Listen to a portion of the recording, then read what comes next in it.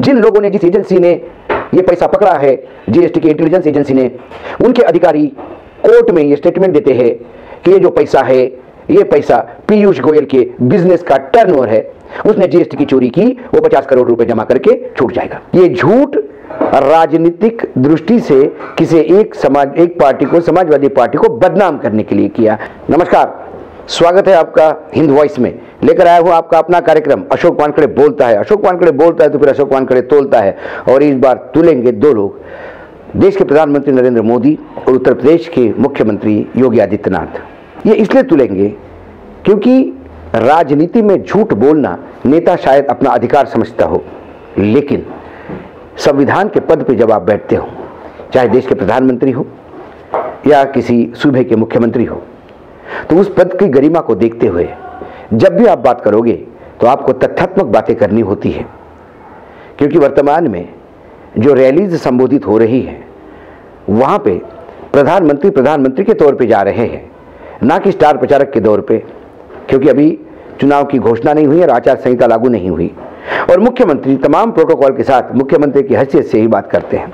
और मैं बात इसलिए कर रहा हूं और किस झूठ की बात कर रहा हूं। हम आते हैं कानपुर के उस पीयूष जैन पे। डीआरआई ने कुछ माल पकड़ा। डीजीजी जो डीआरआई कहता हूं, वो जो कस्टम्स, वो एक्साइज डिपार्टमेंट जो है, जो अभी जीएसटी हो गया है, जीएसटी के इंटेलिजेंट यूनिट ने कुछ माल पकड़ा।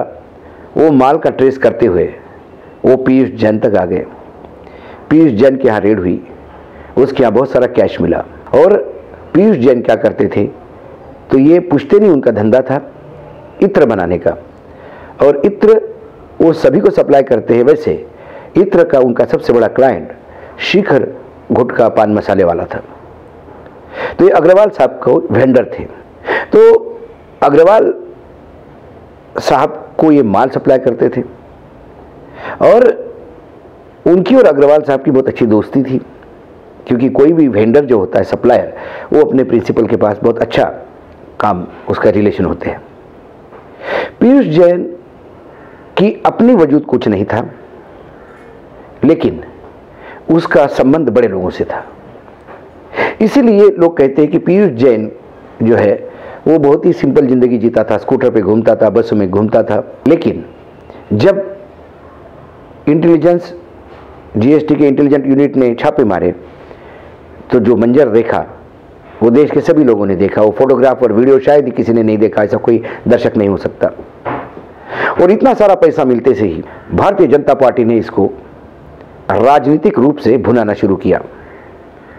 और सबसे पहले उन्होंने कहा कि समाजवादी इत्र पीयूष जैन ये वही हैं जिन्होंने समाजवादी इत्र लॉन्च किया था 1 महीना पहले, और मंच पे उसके लॉन्च करने वाले और कोई नहीं, समाजवादी पार्टी के सुप्रीमो और पूर्व मुख्यमंत्री अखिलेश यादव थे। और ये बात बीजेपी की गोदी मीडिया ने हाथों हाथ ली। और याद करिए वो गोदी मीडिया की रिपोर्ट्स कि ये समाजवादी पार्टी का काला धन है, और इतना काला धन। मैं रिपब्लिकन भारत हिंदी में एक एंकर को देख रहा था। वो एंकर इतना इमोशनल होकर बात कर रहा था कि मैं मेरे जिंदगी भर काम कर रहा हूं, सुबह शाम मेहनत कर रहा हूं, लेकिन इतना पैसा मैंने कभी सोचा भी नहीं कि मैं कमा सकता हूं। इस देश में ये पैसा कमाने वाले और काले धंधे करने वाले, और खूब कोसा उन्होंने। और ये समाजवादी का कैसा पुरानी सरकार का कमाया हुआ कमीशन का पैसा है और कैसा रखा हुआ है, और अब चुनाव के समय ये पैसा पकड़ा गया तो अब ये क्या करेंगे। गोदी मीडिया ये बोलता है, चलो ठीक है। वर्तमान में हाल ही में सर्वोच्च न्यायालय के मुख्य न्यायाधीश मुंबई प्रेस क्लब के फंक्शन में बोलते हुए उन्होंने कहा कि ये दुर्भाग्य है देश का कि मीडिया बिना जांच परखे एक पक्ष का साथ देते हुए एक कैंपेन चलाता है। अब सभी लोगों को समझने लगा कि गड़बड़ कहां हो रही है। लेकिन दुख तब होता है जब प्रधानमंत्री भी इस बात को एंडोर्स करते हैं कि ये समाजवादी का कार्यकर्ता था, समाजवादी का पैसा था, और ये 2017 के पहले का जो इत्र की जो बदबू है वो पकड़ी गई और अब कोई क्लेम करने नहीं आया। प्रधानमंत्री अपने भाषण में कहते हैं कि इस पैसे को कोई क्लेम करने नहीं आया। प्रधानमंत्री कहते हैं कि ये काला पैसा है। उसके बाद योगी आदित्यनाथ कहते हैं अपने भाषणों में कि ये समाजवादी बदबू, इत्र का बदबू कैसी तहखाने में पड़ी हुई थी और कैसे प्रदेश का भ्रष्टाचार करते हुए। जब ये इधर एक ट्रैक चल रहा है कहानियों का, प्रधानमंत्री योगी आदित्यनाथ दोनों मिलके लगातार इस पैसे को माय बाप नहीं कहते हैं, इस पैसे को काला पैसा कहते हैं, समाजवादी पार्टी का पैसा कहते हैं। उसी समय जिन लोगों ने, जिस एजेंसी ने ये पैसा पकड़ा है, जीएसटी की इंटेलिजेंस एजेंसी ने, उनके अधिकारी कोर्ट में ये स्टेटमेंट देते हैं कि ये जो पैसा है, ये पैसा पीयूष गोयल के बिजनेस का टर्नओवर है, उसने जीएसटी की चोरी की, वो 50 करोड़ रुपए जमा करके छूट जाएगा। तो क्या जो पैसा मिला 200 करोड़ के आसपास, जो सोना मिला, वो यदि सभी उसके कारोबार का पैसा है, टर्नओवर का पैसा है, तो फिर प्रधानमंत्री जो कहते हैं कि इसका कोई माय बाप नहीं, तो माय बाप तो पीयूष जैन निकल गए और उनकी खुद की एजेंसी कह रही है। और जब पैसा ही पीयूष जैन का है तो फिर इत्र की बदबू कहां से आएगी? ये झूठ राजनीतिक दृष्टि से किसी एक पार्टी को, समाजवादी पार्टी को बदनाम करने के लिए किया। राजनीतिक हथकंडे तो चलते हैं, लेकिन संवैधानिक पद पर बैठे हुए लोग जब झूठ बोलते हैं तो फिर समझ में नहीं आता कि किस संविधान की शपथ लेकर ये उस चेयर पर बैठते हैं जिसको करोड़ों रुपए का टैक्स पेयर्स का पैसा उनके ऊपर खर्चा होता है। असल में ये हुआ क्यों? पीयूष जैन जहां रहते हैं उसी के पास में एक और सज्जन है, 2 बंगले छोड़ के, उनका नाम है पम्मी जैन, पुष्पराज जैन। उनका भी इत्र का काम है, उनके पास पेट्रोल पंप है, खेती है, उनका बॉम्बे में ऑफिस है, बॉम्बे में बड़ा घर है, उनका विदेश में व्यापार है, वो भी इत्र बनाते हैं और इत्र बेचते हैं। और वो समाजवादी पार्टी के एमएलसी है, विधायक है विधान परिषद के। उन्होंने 1 महीना पहले समाजवादी इत्र लॉन्च किया था जिसमें अखिलेश यादव गए थे। पुष्पराज जैन और पीयूष जैन में सिर्फ पी है, पी जैन और पी जैन, इसी पे गलती कर गए। और चमड़ी इतनी मोटी है इन नेताओं की, ये बात जब मीडिया में आई, ये जब बात सबके सामने आई, जब हंसी मजाक उड़ाने लगे लोग बीजेपी के, इसके बावजूद ये दोनों नेता अभी भी वो पैसा समाजवादी पार्टी का ही कहते हैं।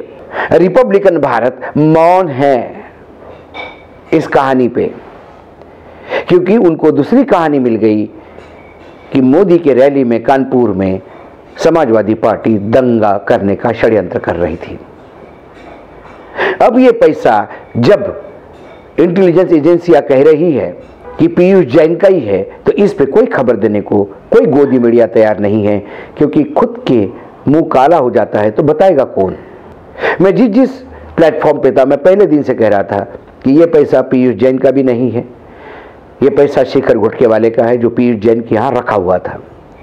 पीयूष जैन शिखर वाले का हैंडलर था, पैसा हैंडल करता था, क्योंकि जितना भी गुटखा पान मसाले का काम है ये सब टैक्स चोरी का काम होता है और नकदी में धंधा होता है। तो ये कोई भी नकदी अपने घर में नहीं रखते, नकदी किसी एक हैंडलर की इसमें रखते हैं। और हैंडलर वही होता है जो इनके बिजनेस में इनका वेंडर होता है, जो इनके बिजनेस में लगातार इनके साथ होता है, जिन पे इनका विश्वास होता है। तो पीयूष जैन विश्वास का आदमी था, इसलिए उसने वहाँ पे भी मुंह नहीं खोला। अभी बात आती है इंटेलिजेंस एजेंसी की। दोस्तों, आप कभी अपना 1 सप्ताह का, 1 महीने का बैंक का अकाउंट स्टेटमेंट बैंक से ले आइए, 1 महीने का स्टेटमेंट, और उसको सुबह से लेकर शाम तक स्टडी करेंगे तो उसको अपने को याद नहीं आता कि ये पैसा हमने क्यों निकाला था, ये पैसा किसका आया। फिर उसको फ़ोन करते कि ये पैसा क्यों दिया था, अच्छा मैंने वो आपका चेक था, ये था, वो था। लेकिन हमारी इंटेलिजेंस एजेंसी सुपर कंप्यूटर जैसे काम करती है। 174-75 करोड़ रुपए उन्होंने कहा कि इसका ये व्यापार का पैसा है। इसका मतलब पीयूष जैन ने उतने रुपए का इत्र बेचा और कैश घर पे रखी। तो जब आपने 100-200 करोड़ रुपए का इत्र बेचा है तो उसके लिए कम से कम पीछे रॉ मटेरियल भी आया होगा। वो रॉ मटेरियल कितना आया? क्या उनकी 1 साल की इतनी कैपेसिटी है फैक्ट्री की कि जिसमें से 174 करोड़ रुपए का माल बन सकता है? नहीं तो फिर किसके जॉब वर्क से, किसके यहां से उन्होंने बनवाया? उन्होंने 174 करोड़ रुपए कैश लेकर यदि माल दिया तो किन किन लोगों ने उनसे खरीदा? जिसने भी कैश से खरीदा होगा उसने भी, क्योंकि वो होलसेल के व्यापारी है, वो इतना कोई दुकान खोल के तो नहीं बैठे कि 5 रुपये और 10 रुपये का बेचेंगे। जो भी उनसे एसेंस लेता होगा या इत्र लेता होगा वो लाखों करोड़ों का ही लेता होगा। तो करोड़ों की कैश जिसने दी उसने क्यों दी? कैश में ट्रांजैक्शन कैसे हुए? आप 50,000 से ज़्यादा बैंक में जमा करने होते तो आपको पैन नंबर देना होता और 10 चीज़ें हो जाती है। 1 लाख रुपए कैश जमा करोगे तो इनकम टैक्स तक इंफॉर्मेशन जाती है।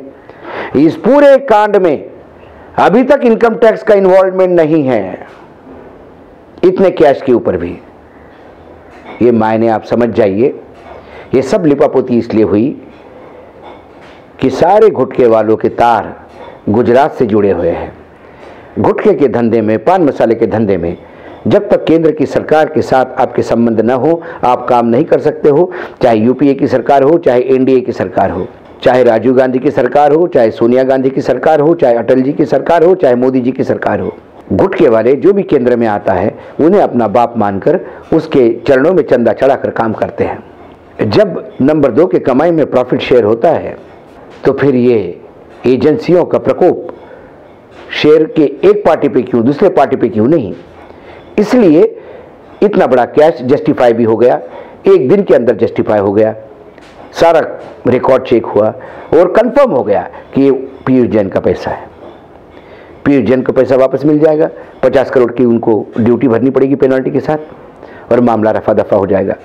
ऐसा ही मामला फार्मा कंपनी का भी रफा दफा हुआ था, जो हैदराबाद में पैसा पकड़ा गया था करोड़ों रुपए, जिसके फोटोग्राफ और वीडियोज सामने आए थे।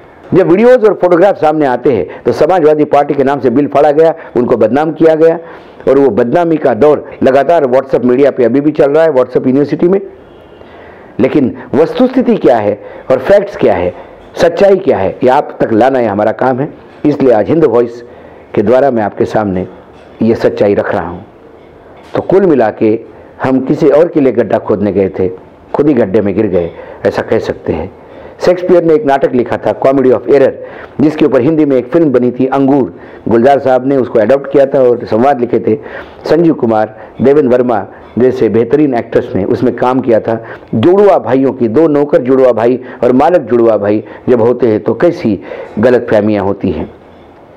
ये कॉमेडी ऑफ एरर नहीं, ये ट्रेजेडी ऑफ एरर है, क्योंकि यहाँ पी जैन के चक्कर में अपने ही पैरों पे कुल्हाड़ी मार ली। आज इतना ही, फिर आऊँगा किसी नए विषय के साथ। तब तक नमस्कार, देखते रहिएगा हिंद वॉइस।